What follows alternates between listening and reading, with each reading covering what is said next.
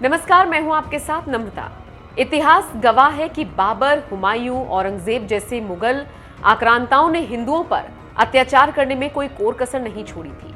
उन्होंने हिंदुओं के पूजा स्थलों को भी तोड़ दिया था और वहां पर अपनी मस्जिद बनवा दी थी। मुगलों के इस अत्याचार की गवाह अयोध्या की बाबरी मस्जिद थी, जहां अब कानूनी लड़ाई में जीत के बाद रामलला का भव्य राम मंदिर बन रहा है।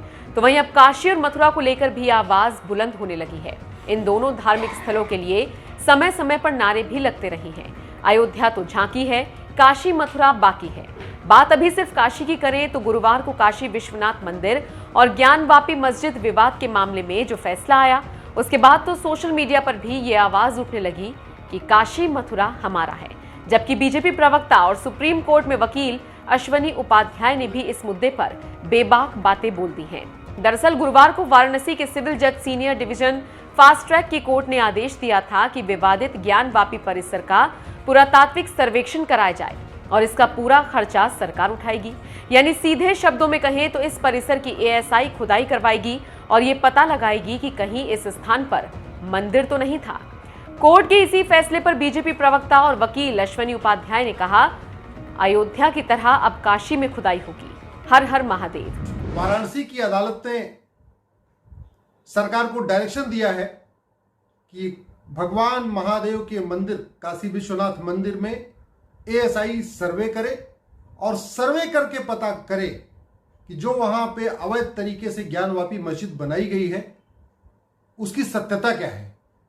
क्या वो मंदिर के ढांचे को तोड़ के बनाई गई, मंदिर के ऊपर बनाई गई, वहां है क्या एक्चुअल में। मैं अदालत का शुक्रगुजार हूं, अदालत को धन्यवाद देता हूं और स्वागत करता हूं इस फैसले का। काशी की मंदिर मस्जिद विवाद पर आए कोर्ट के फैसले का स्वागत करने के साथ साथ अश्वनी उपाध्याय ने लगे हाथ उपासना स्थल अधिनियम 1991 के विवादास्पद प्रावधानों का भी जिक्र छेड़ दिया। कांग्रेस राज में बने पूजा स्थल कानून 1991 की वैधानिकता को बीजेपी नेता अश्वनी उपाध्याय ने सुप्रीम कोर्ट में चुनौती दी है। उन्होंने कोर्ट में दाखिल याचिका में पूजा स्थल कानून 1991 को भेदभावपूर्ण और मौलिक अधिकारों का उल्लंघन बताया है। उन्होंने कानून की धारा 2, 3 और 4 को संविधान का उल्लंघन बताते हुए इन्हें रद्द करने की मांग की है। सुप्रीम कोर्ट में जो प्लेसेस ऑफ वर्शिप एक्ट है, पूजा स्थल कानून, उसको पहले चुनौती दिया हुआ है, क्योंकि इस देश में कम से कम 100 बहुत ही प्रसिद्ध मंदिर हैं जिनका वेद पुराण में जिक्र है, हमारे गीता रामायण में जिक्र है, जो सनातन संस्कृति के बहुत ही धरोहर हैं, उनको कब्जा किया गया है, उन पर अवैध तरीके से मस्जिदें बनाई गई हैं या दरगाह बनाए गए हैं या कुछ और बनाया गया है। अभी तो एक एक करके, अभी तो काशी में निर्णय आया है, बाद में मथुरा में निर्णय आएगा, जौनपुर की अटाला मस्जिद में भी यही होगा, भद्रकाली मंदिर में जो अवैध कब्जा किया गया उसका भी यही होगा। मैं आशा करता हूं कि अगले 5 साल के अंदर पूरे देश भर में जहां जहां अवैध कब्जा किया गया है वहां वहां पे फैसला आएगा, वहां पे एएसआई जांच करेगी। माननीय कोर्ट को मैं धन्यवाद करता हूं और मैं सुप्रीम कोर्ट से भी आशा करता हूं कि जो मेरी पीआईएल है, जो मैंने प्लेसेस ऑफ वर्शिप एक्ट को चैलेंज किया, पूजा स्थल कानून को, उसमें भी जल्दी ही सुनवाई करेगा और इस काले कानून को बहुत जल्द से जल्द खत्म करेगा माननीय सुप्रीम कोर्ट। क्या है पूजा स्थल कानून 1991? दरअसल ये दौर 1991 का था जब देश में अयोध्या आंदोलन चरम पर था। उस दौरान अयोध्या के साथ ही तमाम मंदिर मस्जिद विवाद उठने लगे थे। ऐसे में तत्कालीन प्रधानमंत्री पीवी नरसिम्हा राव की सरकार ने साल 1991 में एक कानून बनाकर इस विवाद को शांत करने की कोशिश की थी। ये कानून था पूजा स्थल कानून 1991 यानी प्लेसेस ऑफ वर्शिप एक्ट। इस कानून के तहत 15 अगस्त 1947 तक अस्तित्व में आए किसी भी धर्म के पूजा स्थल को किसी दूसरी आस्था के पूजा स्थल के रूप में बदला नहीं जा सकता। हालांकि अयोध्या विवाद को इस कानून से बाहर रखा गया था। यदि कोई व्यक्ति ऐसा करने की कोशिश करता है तो उसे 1 से 3 साल तक की जेल और जुर्माना लगाया जा सकता है। ये कानून लागू होने के बाद अयोध्या विवाद के अलावा देश के बाकी पूजा स्थलों के विवादों की अदालती कार्रवाई पर रोक लग गई थी। काशी मथुरा के मंदिरों की कानूनी लड़ाई भी इस कानून के चलते शुरू नहीं हो पा रही है।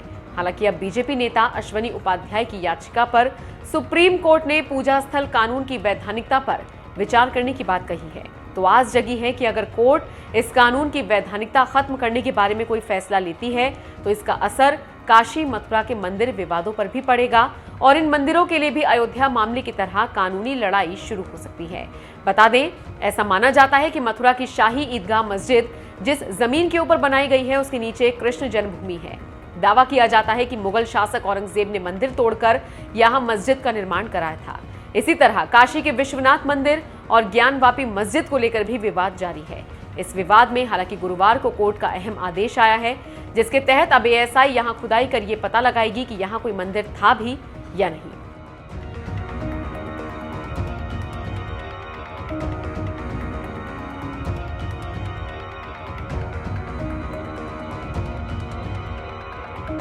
फैसला आया आज ज्ञानवापी के और विश्वनाथ मंदिर वाले मामले में। सिविल जज senior division fast track court Varanasi Shri Ashutosh Tiwari ji की न्यायालय में मंदिर पक्ष के तरफ से प्रार्थना पत्र प्रस्तुत किया गया था वर्ष 2019 में, और यह निवेदन किया गया था कि जो ज्ञानवापी में पूरे ज्ञानवापी परिसर में पुरातन विश्वनाथ मंदिर मौजूद था और उसको वर्ष 1669 में गिरा करके उसके एक भाग पर ये विवादित ढांचा तैयार कर दिया गया था और पुरातन मंदिर के सारे अवशेष यथास्थान उपस्थित हैं उस परिसर में।